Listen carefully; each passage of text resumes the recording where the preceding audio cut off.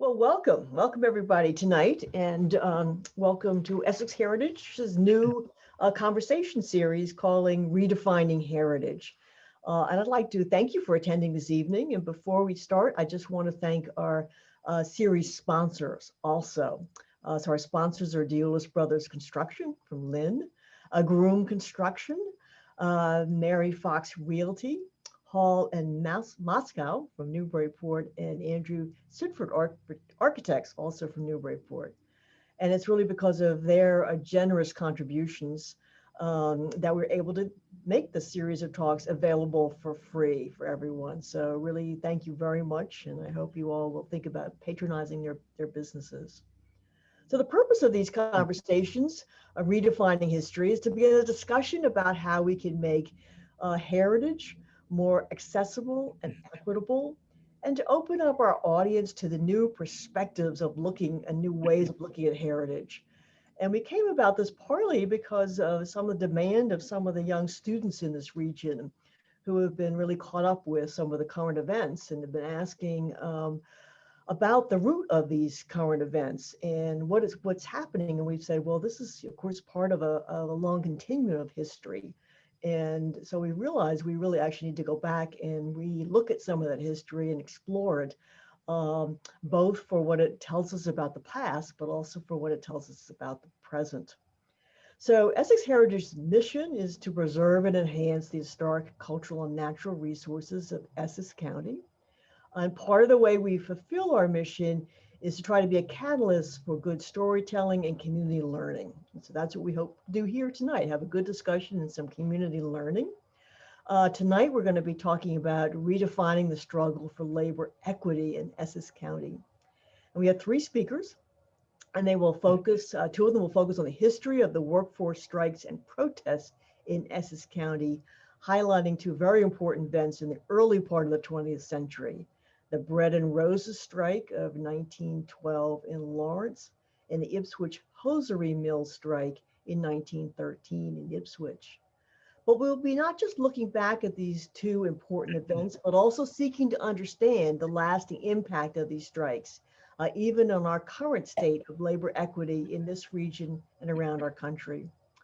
Before we get into the talk, I'd like to just remind you, mark your calendars for our final talk in this three-part series is Tuesday, December 8th, and it is called Redefining the Creative Economy and How We Value Arts and Culture.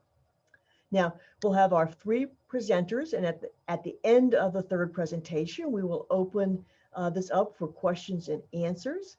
We're going to try just having you unmute yourself and ask the questions. If it gets too rowdy, we'll ask you to use the chat feature, but I think it's just easier if we can have people unmute themselves and talk. But until that time, I hope you will stay on mute.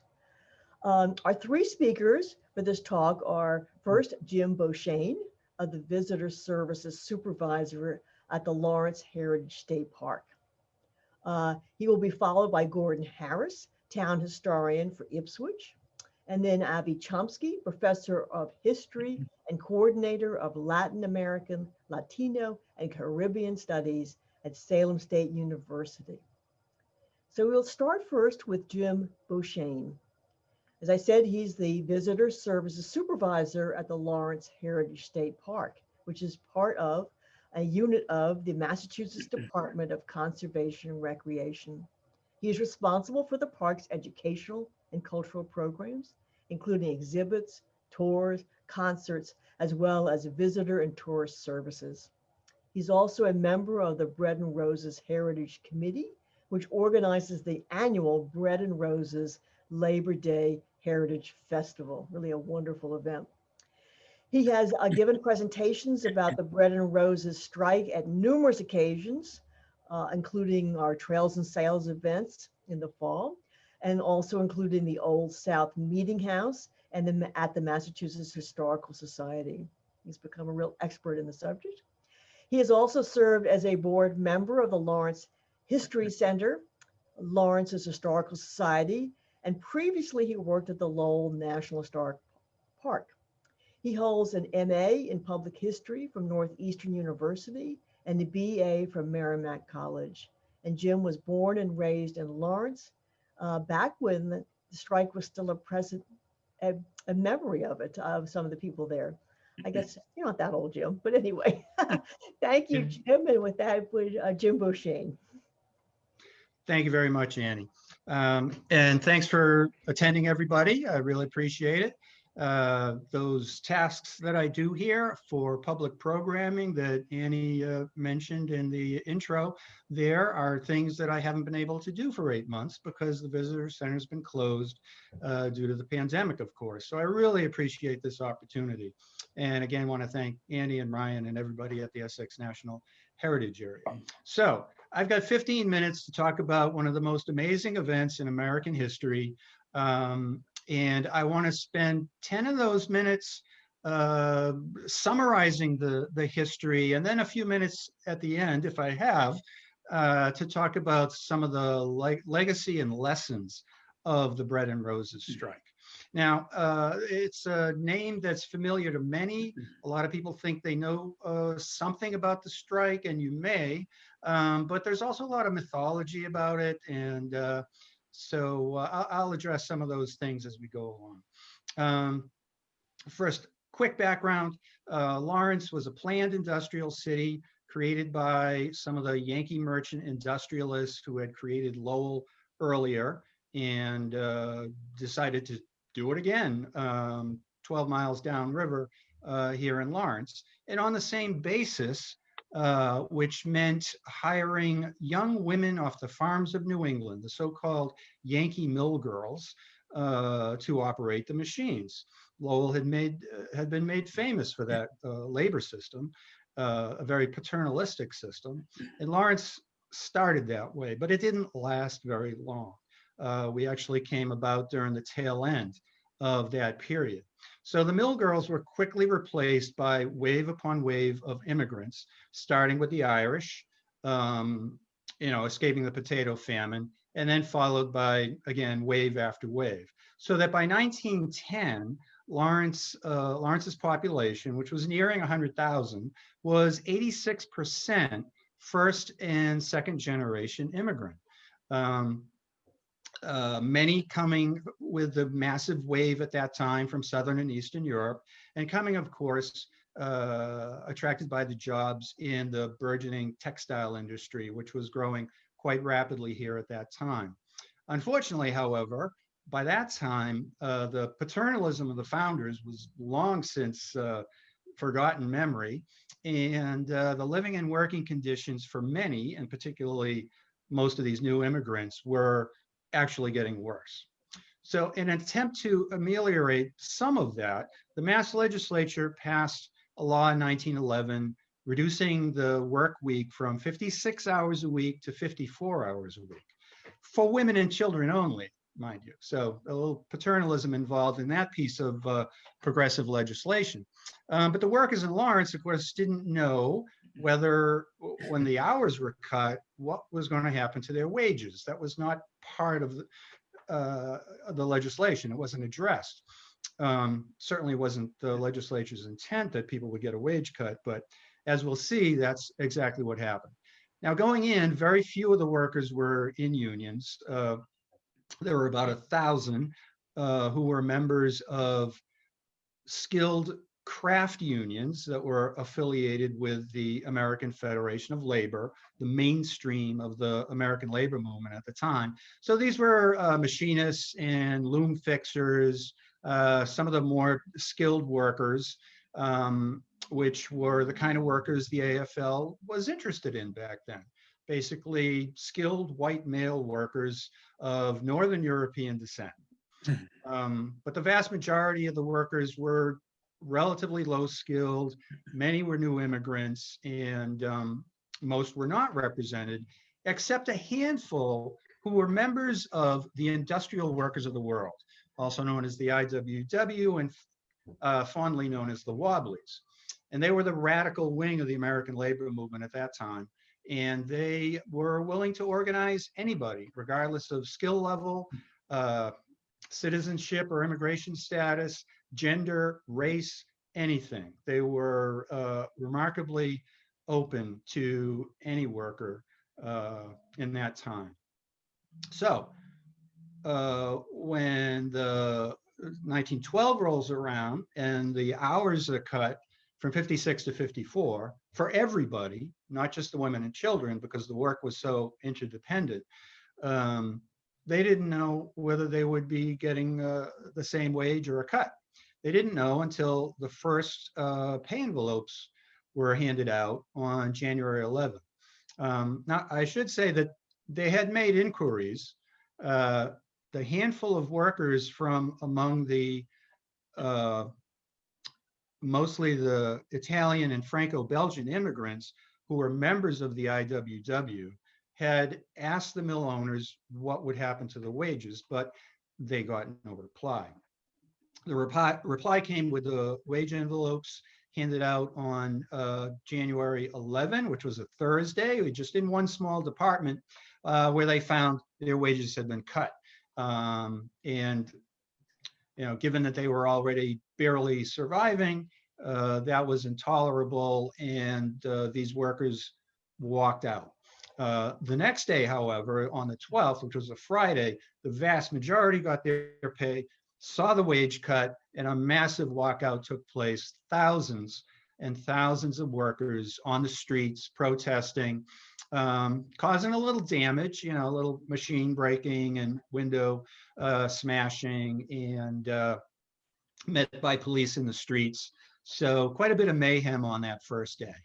But quickly, some of the workers that were already in the IWW called their office in New York and said, "Send help.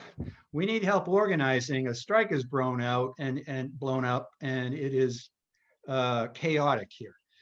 So two organizers immediately come from New York, Joseph Etor and Arturo Giovannitti, and begin to organize this mass of workers who are mostly new immigrants, brand new immigrants. And they organize them by ethnic and language group so that they can communicate, obviously. The editor himself spoke about 6 languages, but there were well over 20 languages spoken on the streets of Lawrence in those days. So they organized the group, the strike by ethnic group. Now, it has been thought or believed that the strike was a matter of all the immigrant groups coming together. And that's true to a certain extent, but there was kind of an ethnic hierarchy in Lawrence based on when you'd arrived. The earliest arriving immigrants were in better shape, had moved up the economic ladder, as opposed to the newer immigrants. So the older immigrants, like the Irish, they'd moved up, they're pretty much running the city at that point, and they're mostly against the strike. French Canadians are next, they're kind of caught in the middle. And then the new immigrants, Italians, Lebanese, Poles, Lithuanians, et cetera, are the most exploited and by far the most involved in the strike. Now, a number of fairly dramatic events happen in the course of the strike, which, by the way, lasts 9 weeks during a harsh winter. Early on, there's discovery of 3 caches of dynamite in immigrant neighborhoods. And at first that's attributed to the IWW, which has this reputation for radicalism and violence and so on in the popular perception. So turns out the dynamite was planted by a friend of a prominent local citizen and a friend of the mill owners to discredit the strike and the IWW in the public mind. So the demonstrating goes on day after day, moving picket line through the mill district. The city authorities call out the state militia to help keep a lid on things. That militia including some Harvard students who got academic credit for coming up here and putting the immigrants in their place. Now the next, dramatic event is in late January when 2 strikers are killed. One is an Italian woman named Annie Lapizzo, who was shot by a stray bullet during a fracas between strikers and police, and a Syrian teenage boy named John Ramey, who is stabbed in the back by a militiaman's bayonet. Now, the IWW, as I said, has this reputation for violence, not completely earned. There were violent episodes in some strikes, but it was pretty much on both sides. In Lawrence, they counseled the workers to be peaceful, not that they were pacifists, but because they knew that the police and militia had a virtual monopoly on force, and also that violence on the part of the strikers would be harmful in the fight for public opinion, which mattered a great deal even then. So on into February, strikers are suffering. No income, not enough food, not enough coal to heat a leaky tenement. There are relief funds being raised, but it's not enough. And the strikers come on the idea of sending strikers' children to stay with sympathizers in other cities. This is a tactic that strikers had used in Europe previously, but it was the first time it happened in the United States. So sympathizers are lined up in other cities, and the first contingent of Lawrence children is put on a train to New York City in early February. And it's not just a relief effort, though. It's a public relations effort. The kids arriving in New York are marched from the train station to a union hall with banners and signs. The children of Lawrence forced to leave, we're starving, etc. So it's public relations as well, and very effective. And the authorities in Lawrence are very upset by it. There's a couple more contingents. One goes to Hartford, Connecticut, one to Barre, Vermont. And then late February, there's a contingent that is going to go to Philadelphia. And at this point, the authorities say, we got to put a stop to this. So the contingent of mothers and children with notes, with parental permissions and the names of the families they're going to be staying with are met at the train station by police and militia who have the place surrounded. And when the women, the mothers try to put the kids on the train, the police stop them, the women fight back, the police fight back in return, and it's reported as, women and children being clubbed by police and thrown into paddy wagons and arrested. So if the authorities thought they had bad publicity before, it got a lot worse from there.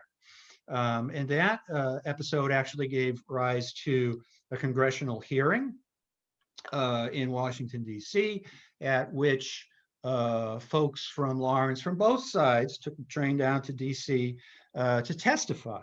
And one of the witnesses was a young Italian immigrant girl named Carmela Tioli, who testified about having gone into work in the mills underage and having her hair caught in the machinery and part of her scalp ripped out.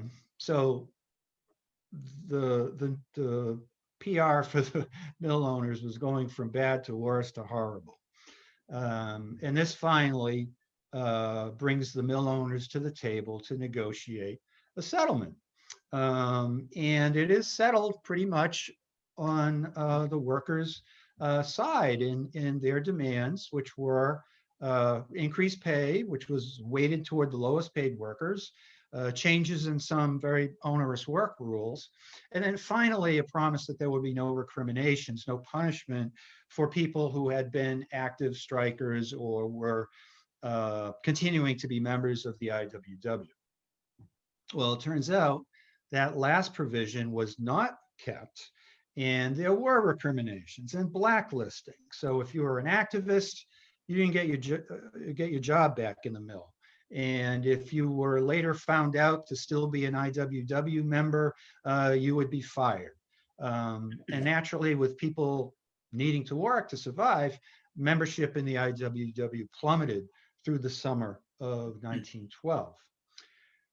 Then we have a trial coming up in the fall. And I forgot to mention earlier that after the shooting of Annie Lapizzo, the authorities, the police arrested the two original IWW leaders, Etter and Giovannitti, on the charge of being accessories to murder, even though they were nowhere near that altercation where Annie Lapizzo was shot, but simply because they were urging people to be out in the streets demonstrating, which resulted in the shooting. They were charged with murder. And of course, this was intended to kind of eliminate the leadership of the strike in the hope that it would fall apart from then on.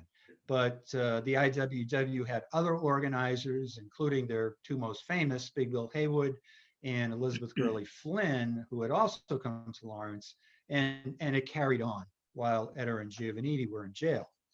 But their trial was coming up in the fall, and there was agitation that they should be released and demonstrations for their innocence.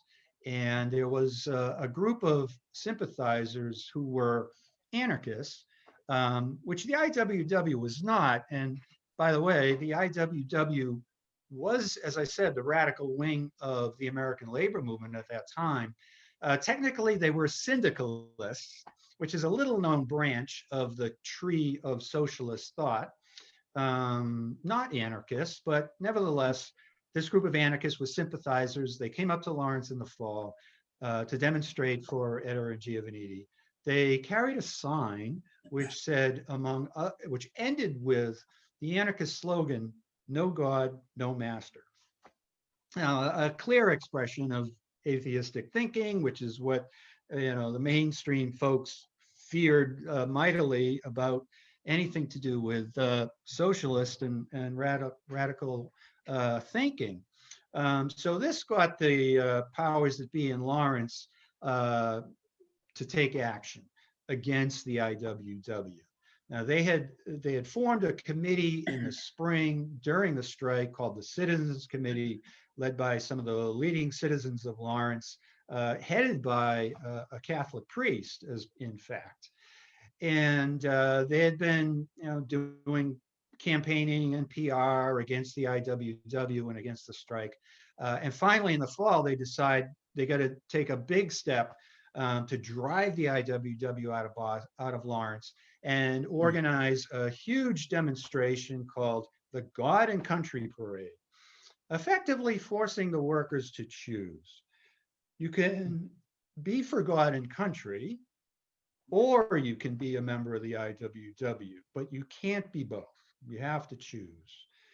And of course, the people need to work, they need to live. So again, as I said, IWW membership had plummeted, and its presence greatly reduced for that and other reasons. Now, what happens after that is amazing, and I'm as interested in the aftermath of the strike as the strike itself. After the God and Country Parade in the fall of 1912, that became the official story, quote unquote, of the events of 1912 in Lawrence, that the God-fearing patriotic citizens of Lawrence rose up, drove the IWW out of town, and redeemed the city. That was the official story, the only version acceptable for public discourse for the next 60 plus years. So at the city's 100th anniversary in 1953, at the 50th anniversary of 1912 in 1962, what's celebrated is the God and Country Parade. And the strike, if mentioned at all, is this red blot, quote unquote, on Lawrence's history, when those outside radical agitators came and tried to stir up our naive immigrants at the time. Now, this doesn't turn around until the late 70s, when a combination of forces come together, some national trends, some very specific things, like a couple of New Yorkers who come to Lawrence and help us to unearth our suppressed history. And gradually, stories of the strike come out. And the interpretation gradually changes into something that, well, maybe it's not so shameful. Maybe in fact, we can be proud of it. But by focusing on the struggle of our immigrant ancestors, which is a big theme in the 70s with the roots phenomenon and all that. So, if you're a third generation Italian American and you want to know what your grandpa and grandma was doing back in 1912, if they were involved in the strike, you don't think they were un-American radicals. You think they were fighting for better pay and working conditions.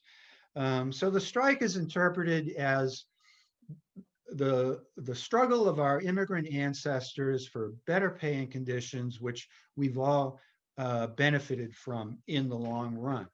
And the IWW's radical politics, well, that's kind of not talked about very much.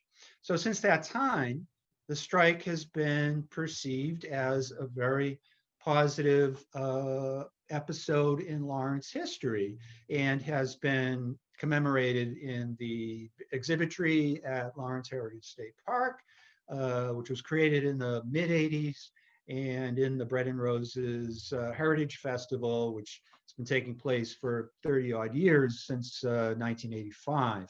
And in that time, curiously, the garden country story has kind of gone into eclipse.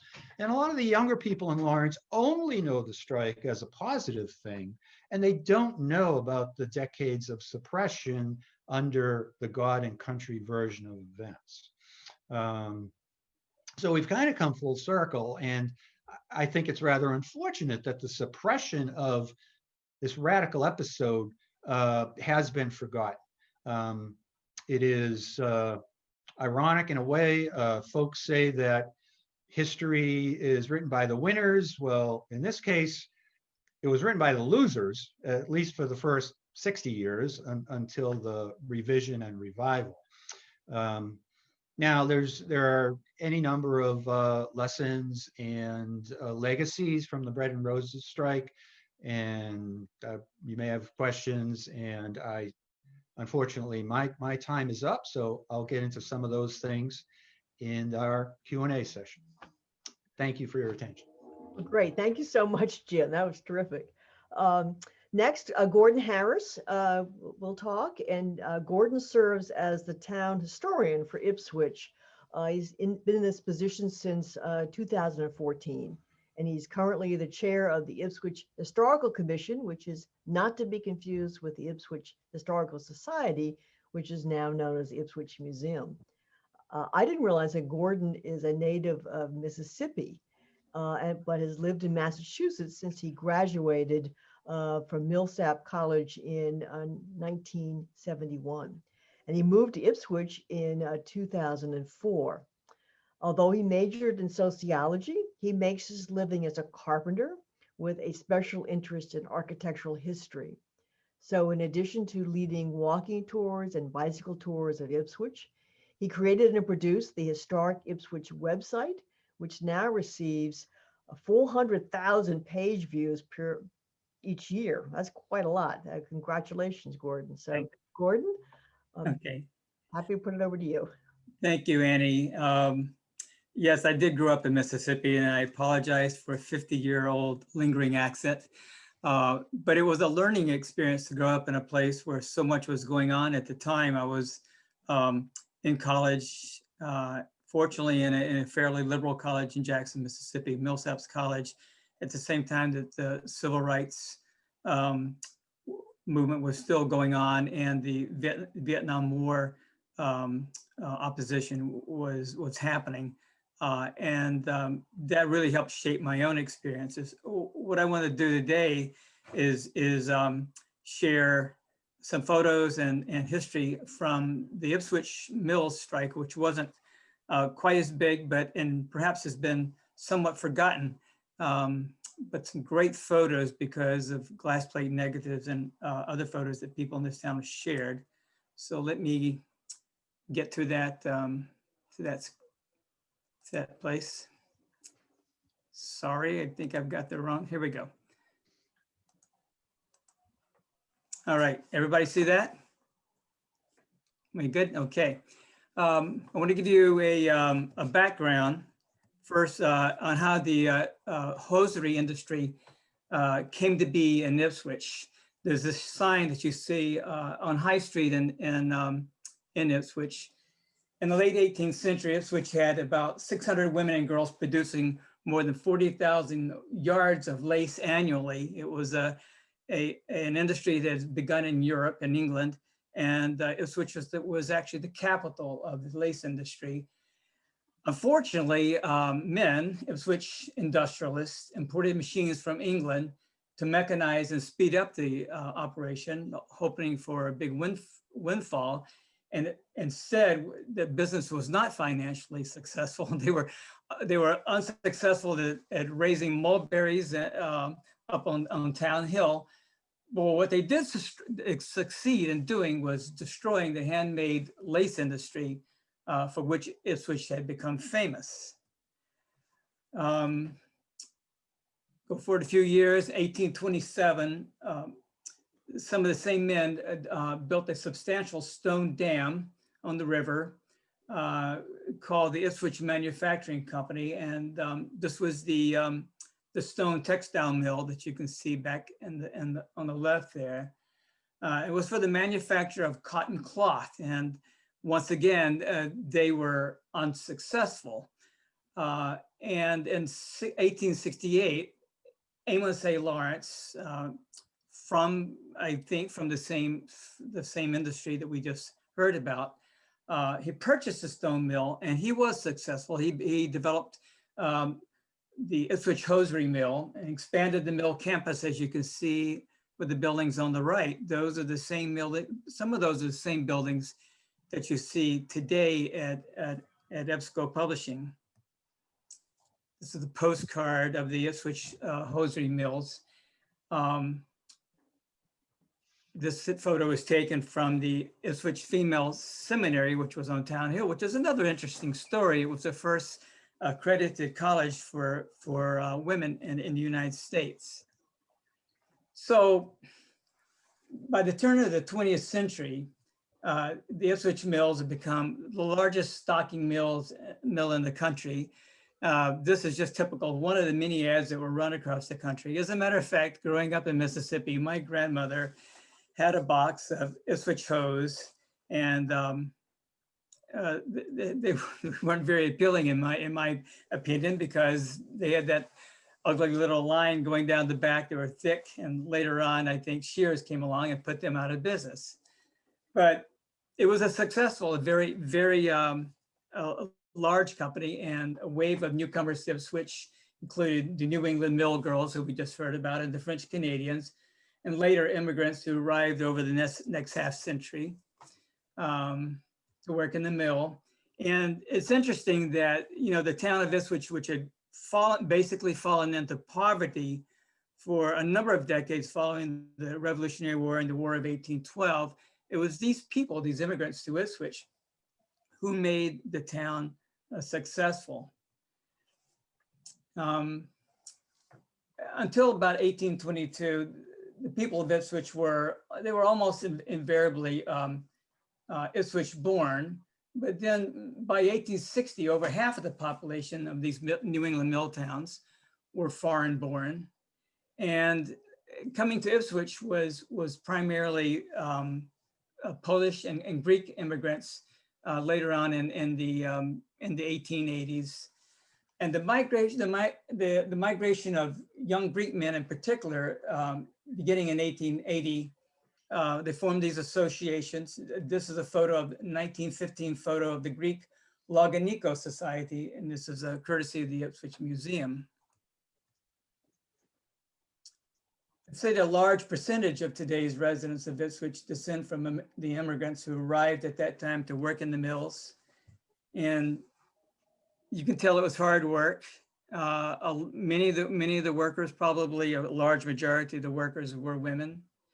There was little time to escape from work. There was no lunch hour. They had to eat while they were working. There was no vacation time. The machines never stopped. if there were injuries with the machines, there was no workman's compensation. A lot of these were young women that was standing all day long, and these long hours, you can imagine how exhausted they were.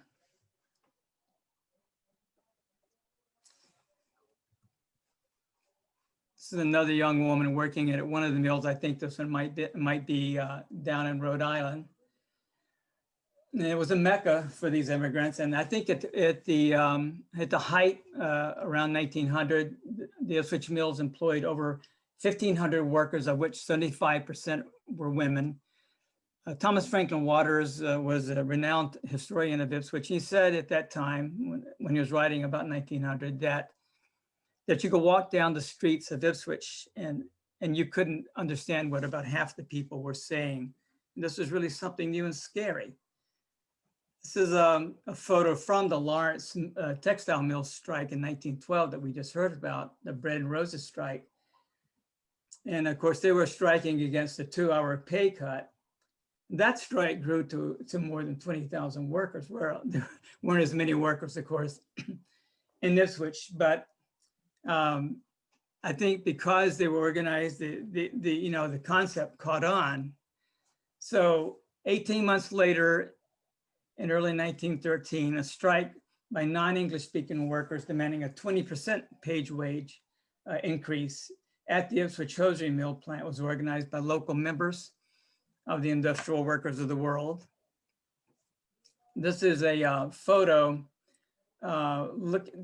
It's a place that you may recognize if you're familiar with Ipswich.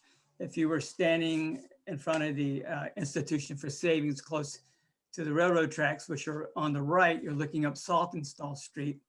The hosiery mill is here.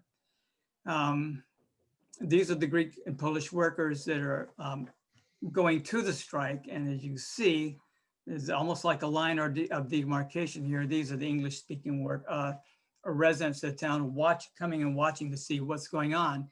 This house had been known as the Bancroft House. And at this time, it became what was known as the Greek Hotel.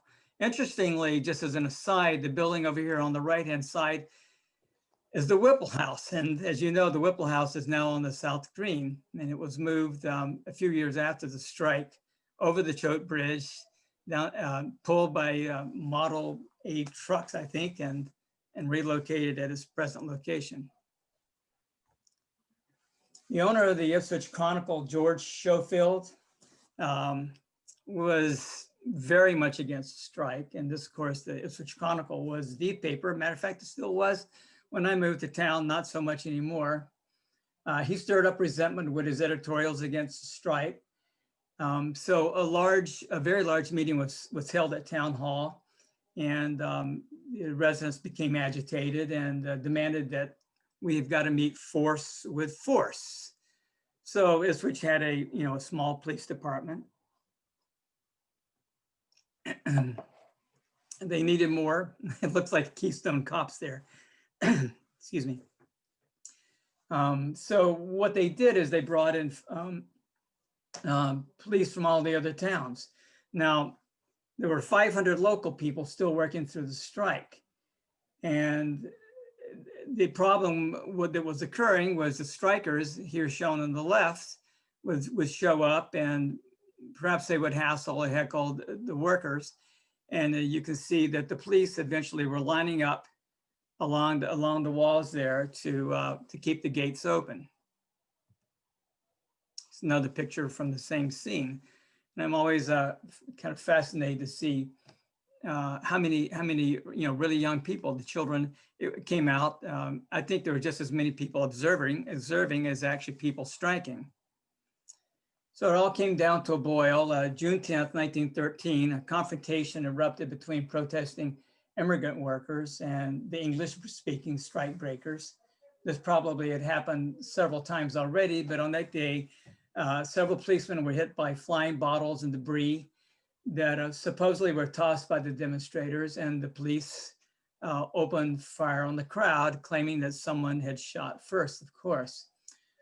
And one of the tragedies, the greatest tragedy, was that a young Greek woman named Nicoletta Papadopoulos, sorry, from Brown's Mill, which was up the hill away from the Ipswich Hosiery Mill. She came down to watch what was going on, because as you can imagine, this was the show. This is what was happening in town. And she was in the wrong place at the wrong time, and she was shot in the head and killed, as it turns out, by the police. And there were seven other people that were injured as well on this particular day. This is a photo of the police lined up, ready for action up on Town Hill. Those being the same houses that you would actually see today if you're walking up Town Hill in Ipswich. It's another photo of the police patrolling after the strike. 15 strikers were arrested, including the local leaders of the IWW, who arrived at just after this event had happened.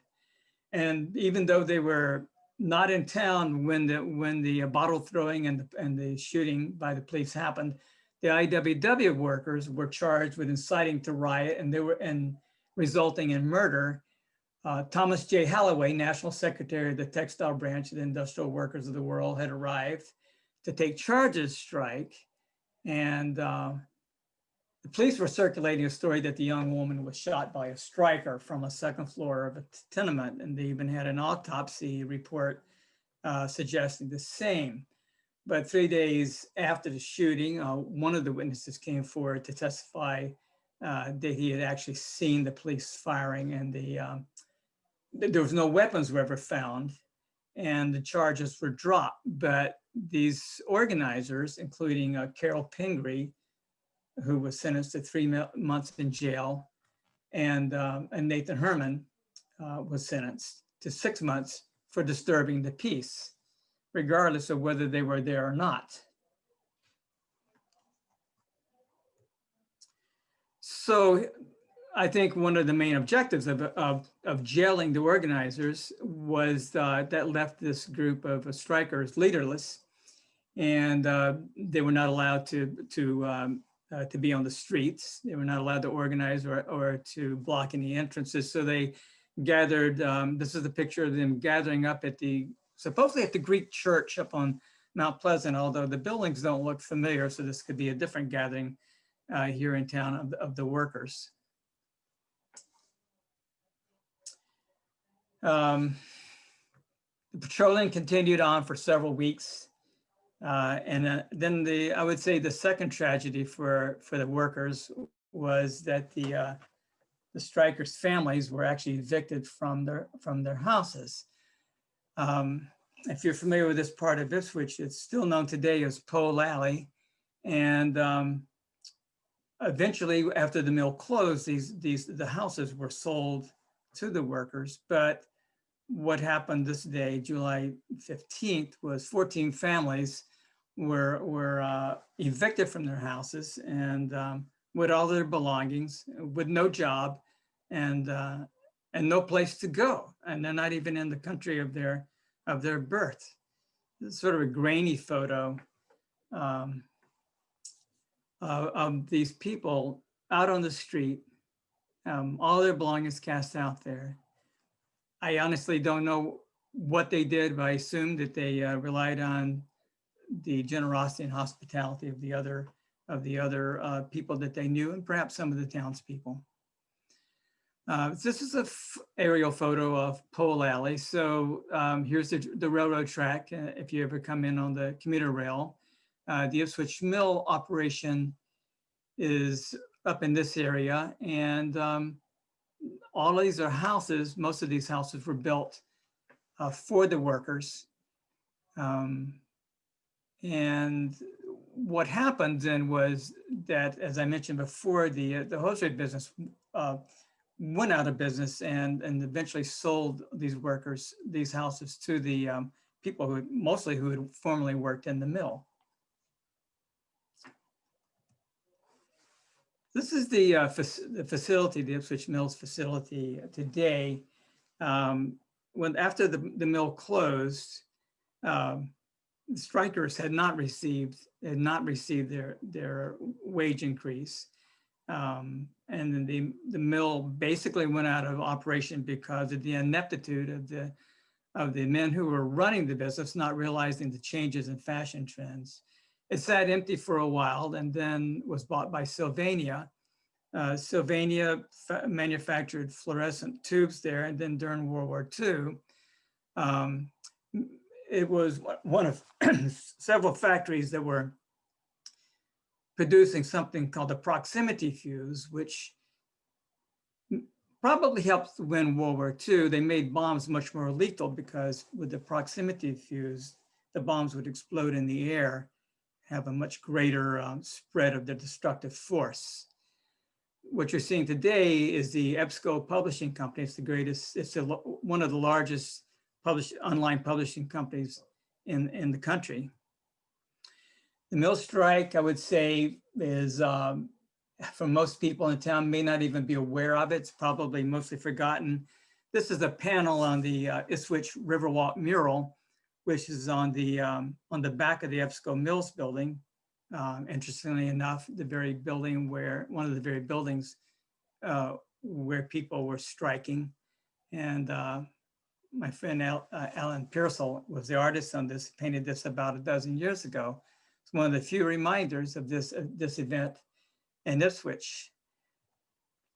The young Greek girl, Nicoletta, was buried in the Highland Cemetery. If you aren't familiar with this sign, it's because this particular section of Highland Cemetery is way around the backside of the hill. You don't even access it by the cemetery road, but by Fowler's Lane.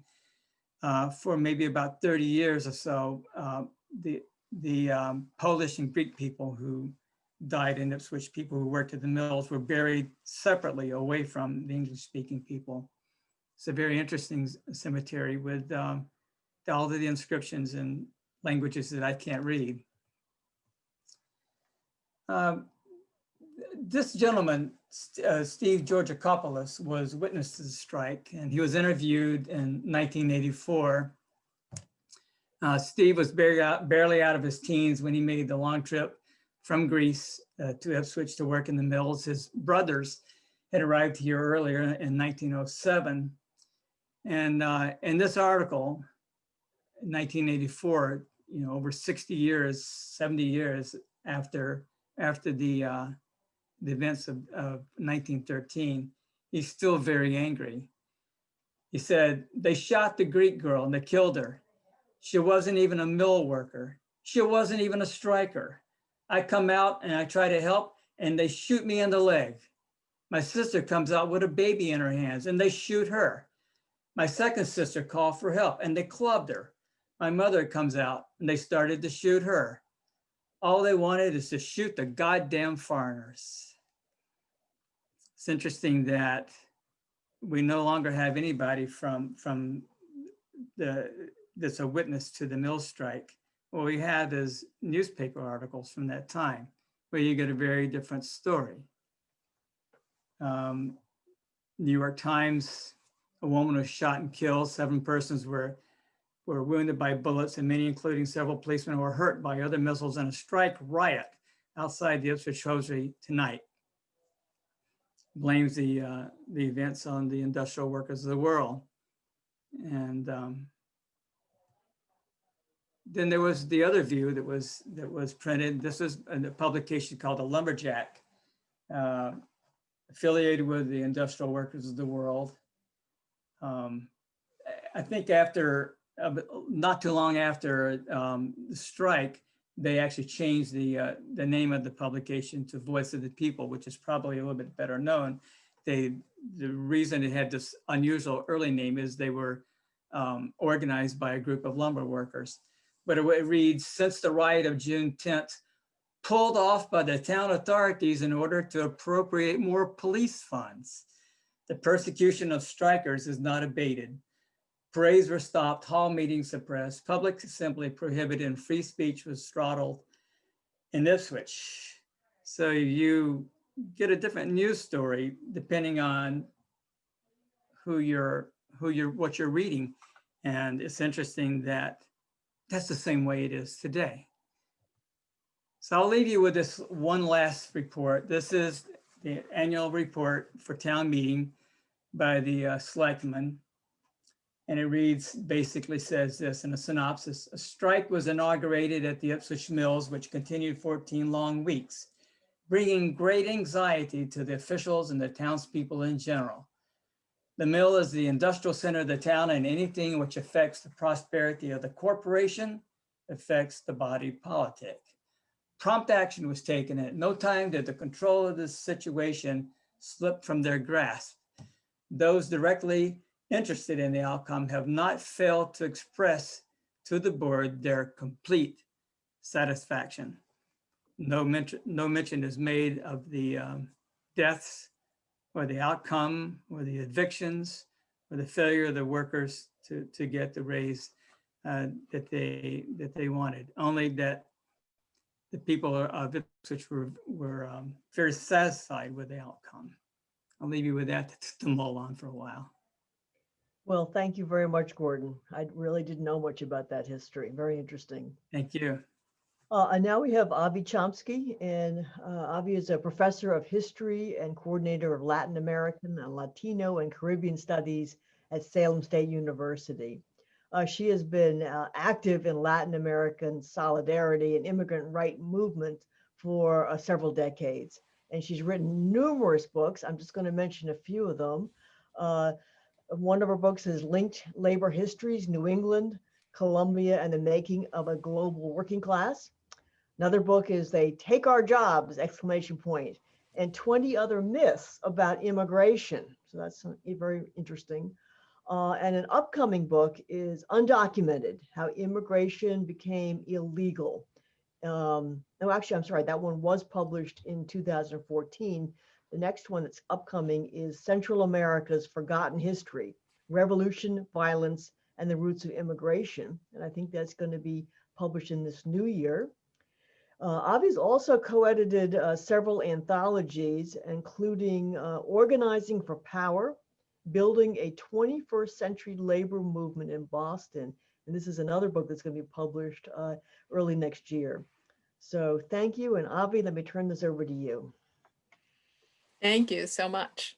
And it's rare that I have such a perfect introduction to what I want to talk about from Jim's and Gordon's talks. So I'm going to talk about labor struggles today, but what I really want to talk about is connections between past and present, and when those connections can help us understand the present, and when they can hinder us from understanding the present, because I think it's, of course, I'm a historian, and I think it's absolutely crucial that we understand the past, but part of the reason for understanding the past is to understand what has changed between the past and the present, not only what is the same between the past and the present. So I want to start out with what's the same, because so much of what Jim and Gordon were talking about just struck me as, oh, wow, they could be talking about today. And I think a lot of people learn about the immigration in the first part of the 20th century and say, oh, well, it's the same thing that's happening today. So my answer would be, well, sort of, yes and no. We need to look at similarities and differences. So one of the things that both of them mentioned is that a lot of people migrated off the farms, that a lot of immigrants were coming into towns like Lawrence and Ipswich, that multiple dozens of languages were spoken on the streets, people couldn't understand each other, and that most of these immigrants were coming from rural areas. I heard farms mentioned several times. And they could be talking about Lynn or Lawrence today, right? A lot of rural immigrants coming from many different countries. How many languages are spoken on the streets of Lynn, Massachusetts today, which also, of course, Lynn saw a large immigration in the first part of late 19th, early 20th century. New immigrant workers, they come here to work and they immediately start working, and they tend to work under very exploitative conditions. This, again, I'm taking from the earlier talks, but we can compare it, say the same thing is going on today. They're underpaid, they're overworked, They live in tenements. They are scorned by mainstream society. There's anti-immigrant sentiment. People accuse them of not being patriotic, of bringing radical ideas. All of these things we could say can look very similar to what's happening today. I want to just mention, say one thing about the people coming off the farms, because I think that is a really important continuity.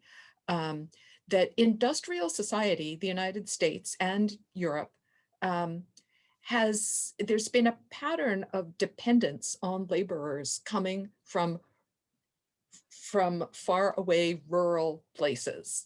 And I think that's important because one of the things that it's showing us is that industrial society has a problem reproducing its own labor force. Industrial society needs a constant influx of workers who were brought up somewhere else. And one of the things that shows is that industry isn't really paying back its fair share. It's not really sustaining its labor force. It's always depending on workers who are reproduced, who are born and raised and fed and schooled to the extent that they are schooled somewhere else so that they can arrive in the United States ready to work without industry being forced to invest in the constant reproduction of its own labor force. So this is yet another kind of exploitation, that industry is not just exploiting the workers when they're here, but it's exploiting the societies that create and prepare these workers to come here and provide their labor. So the story that diverging, that is, the stories that we hear about those early generations of immigrants, the late 19th, early 20th century immigrants, are kind of the story, the second story that Jim told about how we learn about the history of Lawrence. That is that, well, yes, they were exploited, they were poor, but they struggled, they gained their rights, and they assimilated, and they all learned how to speak English, and they entered the middle class, and then they all had yards and picket fences and suburbs, and this. Now, I think where we go wrong is to say, so the same thing is happening now. Like, yes, immigrants may struggle and be poor, but that's just because they're the first generation and they're going to be on their way to upward mobility and assimilation, just like earlier generations did. And there, I think, is the big mistake. That when we say that, we're ignoring history. We're forgetting that times are really different now, and a lot of things happened between 1910 and today, and that it's important to understand how some of those things both helped those generations of immigrants succeed and are not going to help today's generations of immigrants succeed. So what are some of the differences? Well, the 19th century immigrants were coming into an industrializing society. Today's immigrants are coming into a deindustrializing society. They're not coming to work in new industries.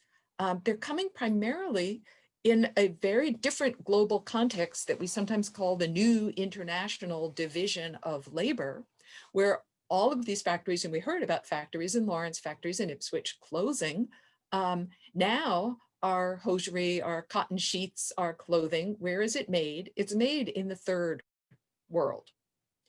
And this has something to do with the way that industrial society exploits workers also. That is, when it can't exploit workers enough at home, it moves abroad to exploit workers. Well, why can't industrial society exploit workers enough at home?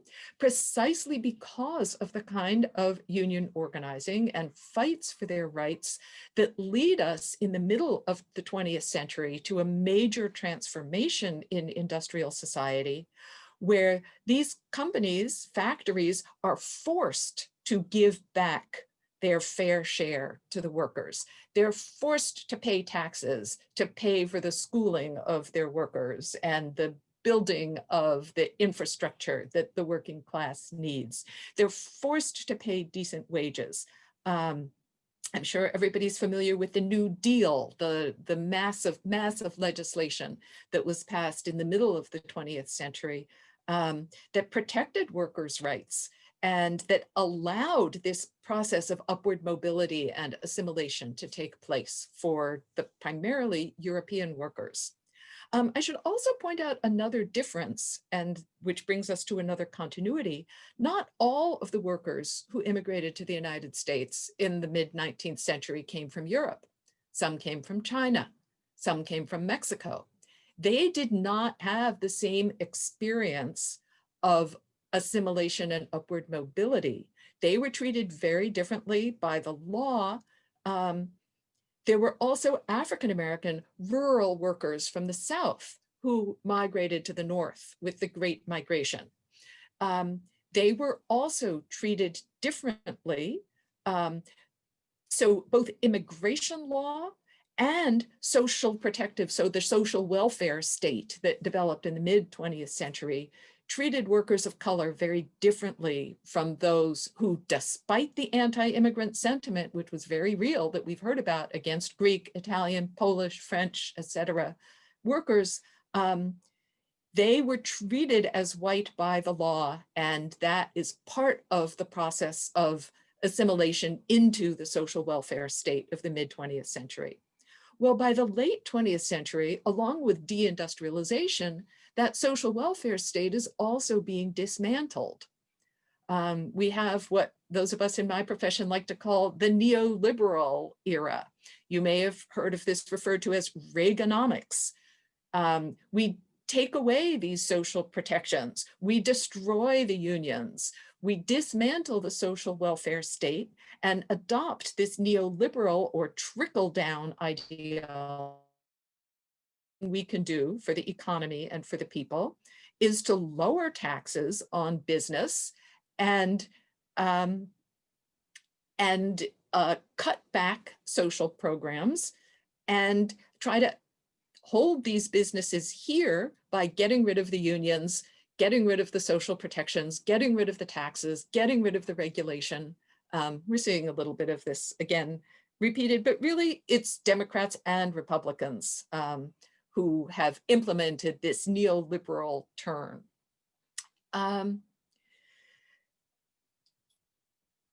So in the new international division of labor, there's this neoliberal turn in the United States, also in Latin America, Southeast Asia, places where immigrants are coming to the United States from today.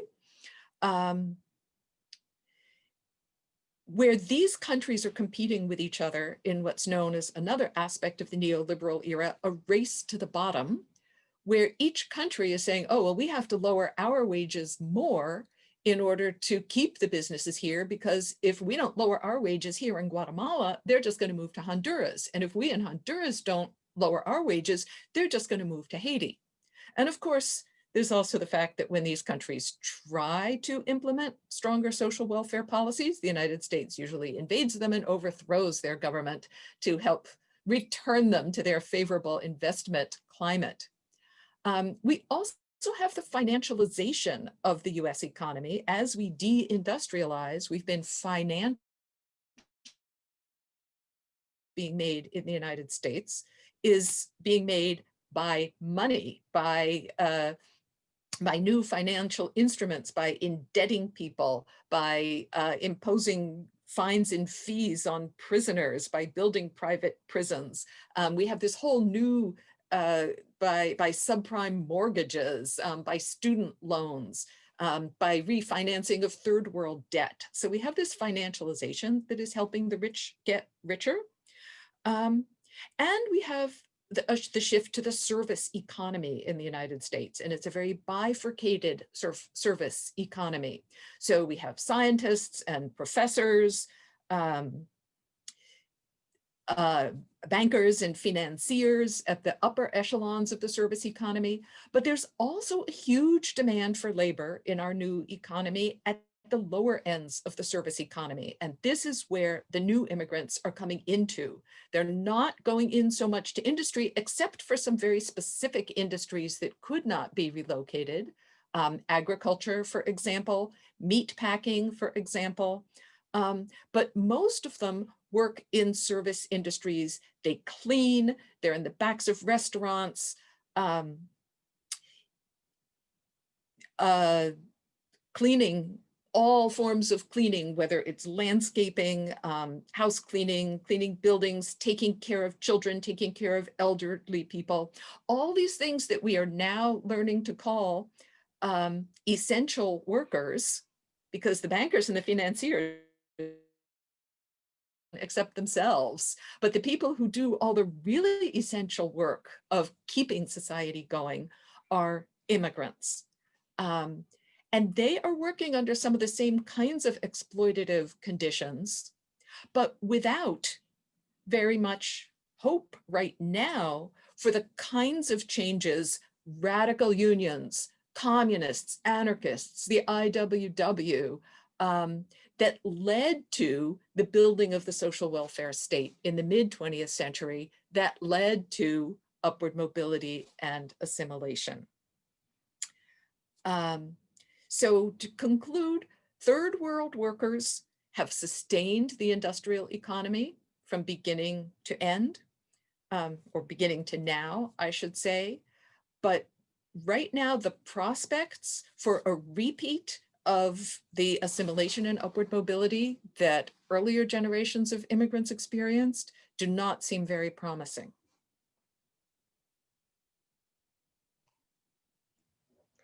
And you're stopping there. I'm stopping there, yes, on that Okay. pessimistic note. Yeah, do you have any suggestions? Anyway, I guess we should. Well, no, I guess my first suggestion would be that we have to look really hard at history and try to understand it in a much deeper way than we often do. Mm-hmm. Yeah, I guess we're going to try to open it up now for questions. If people want to unmute themselves, and we're going to try to see if this is going to work. I don't think we have a way to wave hands on our. I don't at least see it on this. So, Jim, I do see a hand raised. Yes, thanks, Annie. A comment that relates to kind of the last part of Avi's comments there, which also relates to the Bread and Roses strike, and one of its legacies is the fact that it was unusual at the time for industrial workers to be unionized. You know, the majority of the unionized workforce at that time were the skilled crafts, you know, the construction trades, printers and bakers and brewers, etc. So organizing industrial workers was kind of outside the box at that point. Even though nowadays we consider industrial jobs to have been good jobs, quote unquote, good jobs at good wages, it's because they were unionized in the early mid 20th century. So nowadays, with many immigrants in the service industries that Avi cited, the question is, can they be unionized?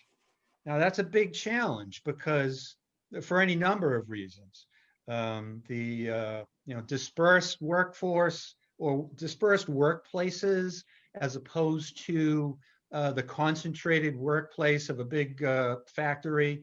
How do you communicate and organize with people who are working so many different places, odd shifts, etc., among other challenges, and including just the general environment now and attitude toward workers, or rather towards organizing, and the kind of failure of the government to protect people's right to organize.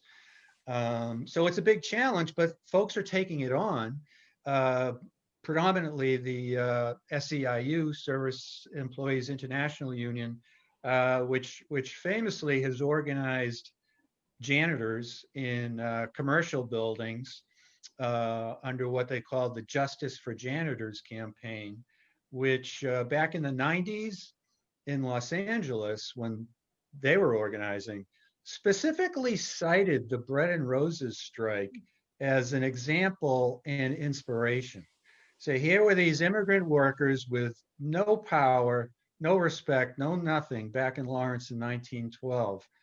And they managed to succeed. And maybe we can do the same thing if we stick together. So, you know, that's a success story. There are a lot of other less successful examples that are out there. It's a tough climb. It is. It is. Do you see other ways of? I mean, I think one of the things we've realized with certainly with Black Lives Matter is how stacked the deck has been against a number of ethnic groups. And Avi referred that to the Chinese and to the Mexicans as well. And I think at least it's getting some recognition now, but that seems to be another big hurdle. Both laws and of course also sort of the prejudice and traditions that were there, but they were broken from the early 1900s. I guess because those people became so many of the people that you guys talked about in the two strikes were at least European, and so they became to be considered white, not Asian, not Mexican, not Black. Yeah.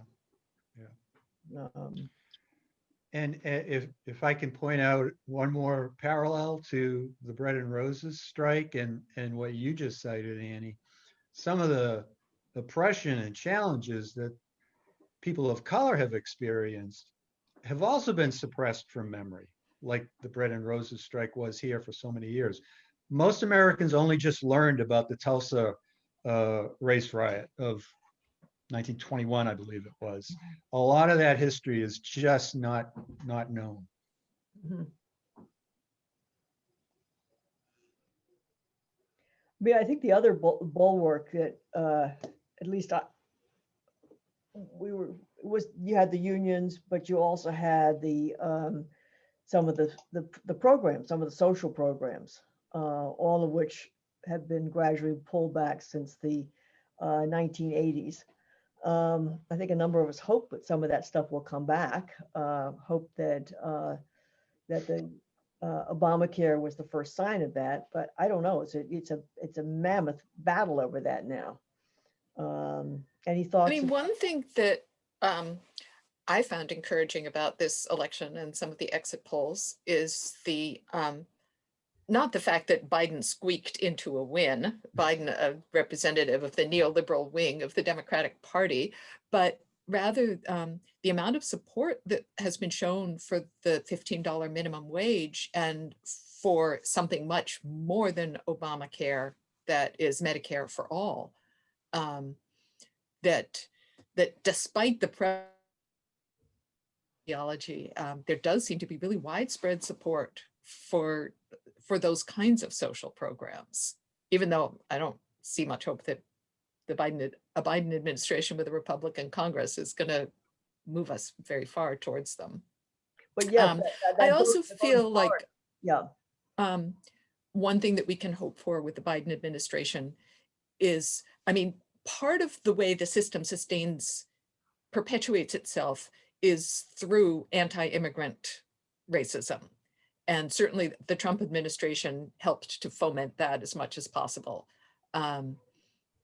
And even though President Obama deported a lot more immigrants than President Trump did, he did not foment anti-immigrant sentiment in the same way. So that's another potentially optimistic. If we think that Biden's immigration policies are going to undo some of the most egregious things implemented by Trump and bring us back more to at least a sympathetic narrative about immigrants.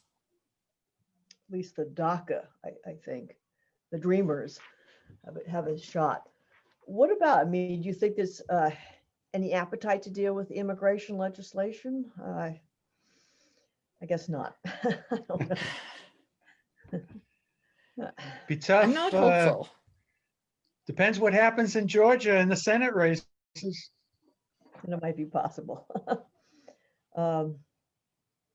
Any other sort of lines of attack on this? I think you're right. I think the narrative around the minimum wage has gotten better because even Florida voted for, which was a real surprise. So that's a matter of kind of getting those stories out there in a way that they start to resonate with people. Any other sort of signs of hope to deal with some of these, the disparity of income?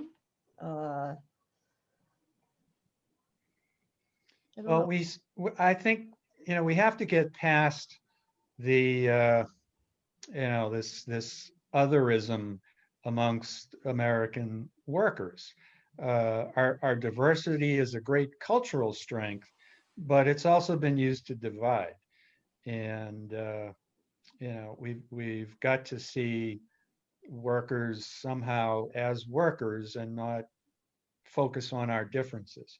There's one of the great things about the labor movement when it was at its peak. It brought people together who were otherwise different, race, language, religion, what have you. Put them together under one tent and got to know each other instead of our, tending more to silos and bowling alone in contemporary society. So in the history of the two labor strikes, Ipswich and Lawrence, and you talked about they originally organized the groups by ethnicity and by language, but did those strikes break down those silos, and did people sort of come together at all, and were they able to come out of that working closer together or not? What's the history say? Well, to some extent, there remained the usual tensions between this ethnic neighborhood and that ethnic neighborhood.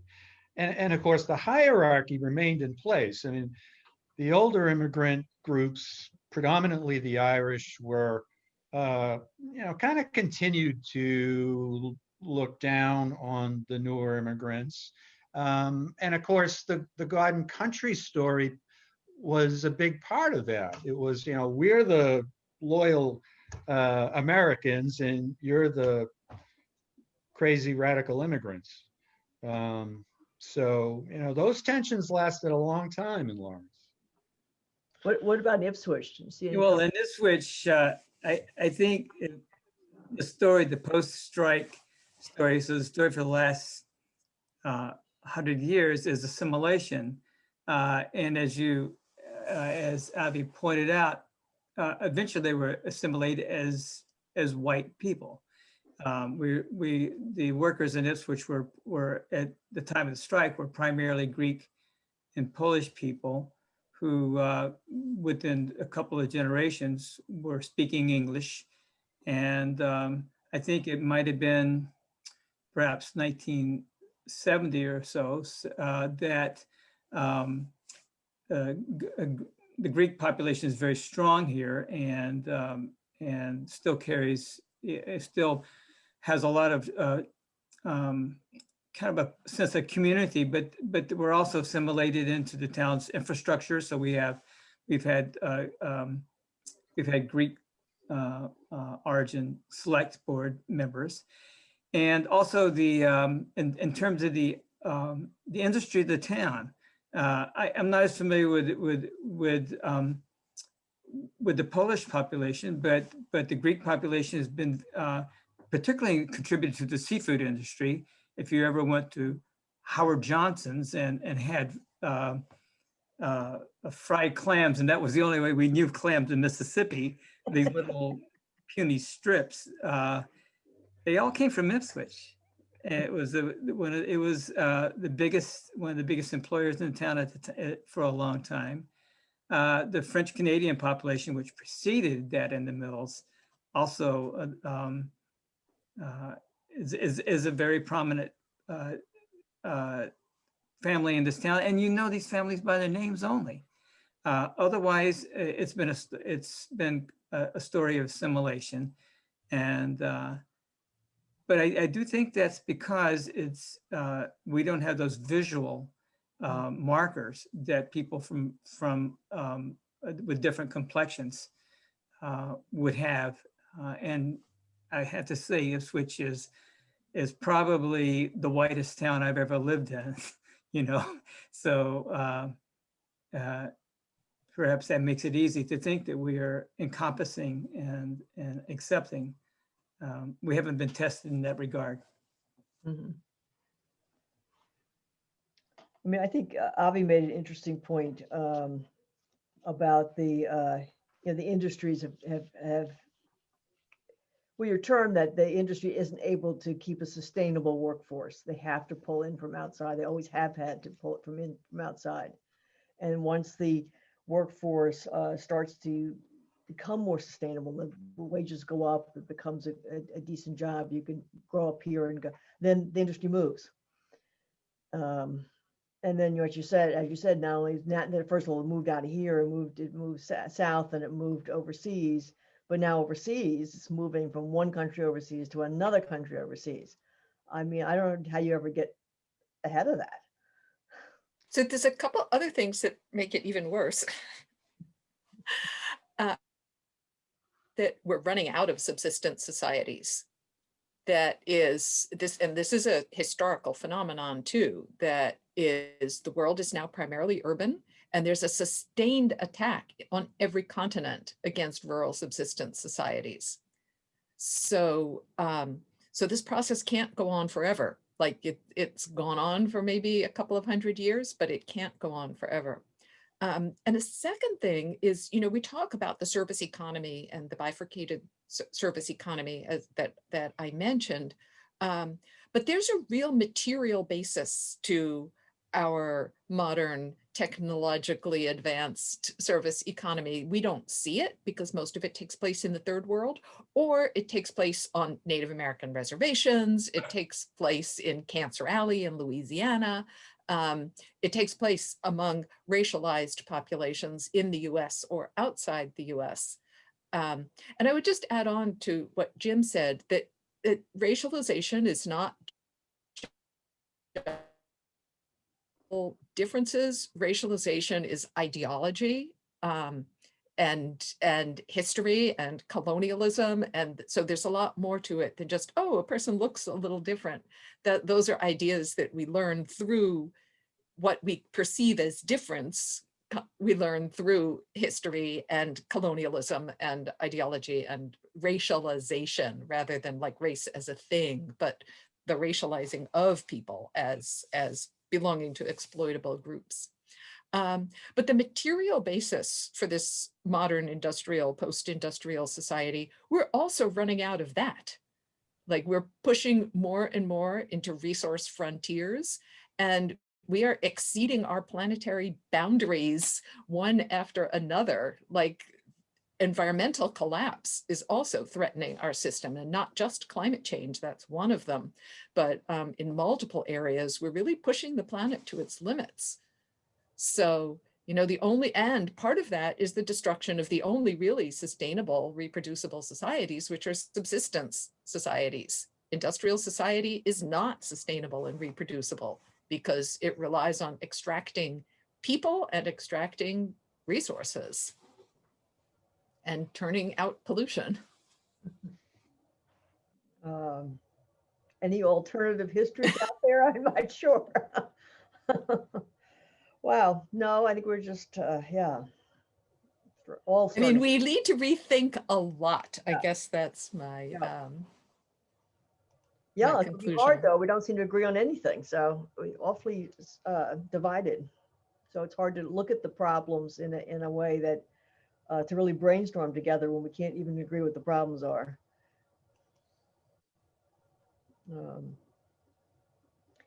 Well, I feel any other questions? I don't have, didn't check the chat box, but I guess no, there is a note. Maybe we should be wrapping up. I haven't paid attention to the time. Oh my heavens, almost 6:30. So we probably should. Any last points that the three of you want to make? I just made my last point. Yeah. Jim? I just want to make sure everybody knows that there are videos available online about the Bread and Roses strike, including a virtual tour of Lawrence that we did for this year's virtual Bread and Roses Festival. So you can see some of the sites where these events occurred, and maybe you'll learn a little more than I had time for tonight. Oh, that's great. And when everybody's able to get together again, you always do a great tour as part of our Trails and Sales event. So I'm sure that'll come back at some point. Always a pleasure. And if anybody would like to learn a little bit more about Ipswich history or the strike, type on your browser historicipswich.org. This site is my irrational obsession. It's a lot of fun. There's a lot of history. It's great. And I don't think I'm ever going to run out of history to write about. I also invite anybody to write on the site. Please, this is a site for everybody. oh, well, thank you. No, that's terrific. Yeah.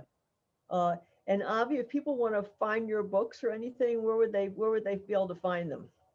I just read a few of them. So my immigration books and my new book on Central America are all published by Beacon Press. So I always tell people to try to avoid Amazon.com if possible, but your local bookstore can also order copies of the books. The new book on Boston labor is going to be published by Haymarket. And I'm really easy to find too. And if you Google me, you'll find my website at Salem State, and it tells you how to get in touch. And you should come take my classes too. Well, it's great. Very interesting. So thank you. Are you Zooming your classes so people can participate? I am. All right. Next semester too. Well, maybe we can put up a reference to that, but thank you. That was terrific. Very interesting. So thank the three of you for doing this very much. Really appreciate Thanks so much for Thank you. organizing it. Well, good night, everybody. Nice to see everybody. Bye.